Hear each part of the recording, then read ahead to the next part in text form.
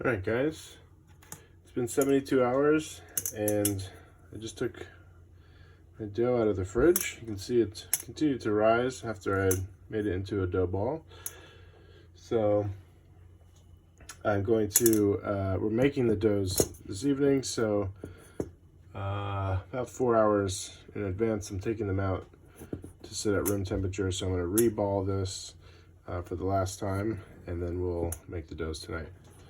So again, I've put some flour down on the countertop.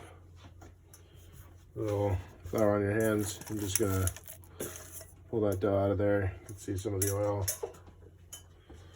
is still on there, so I'm just gonna kind of ball that into itself once or twice.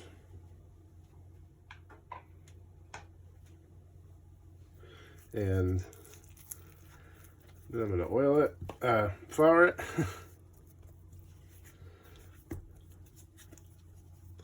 And I'm just going to do that again. You got to go a little slower with it because it's cold. You don't want to tear the top here, but it'll warm up once you do a few times in your hands.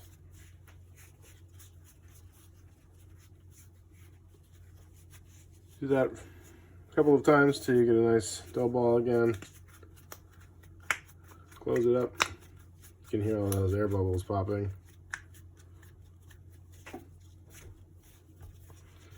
Ball it up.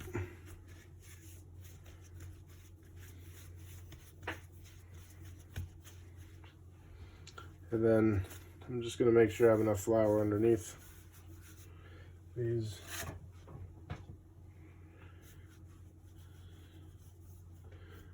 And I'm going to cover that with either a damp towel or a little saran wrap, drizzle a little oil over top of these. And then we'll let that sit for 4 hours and we'll be ready to make pizza. All right, thanks guys.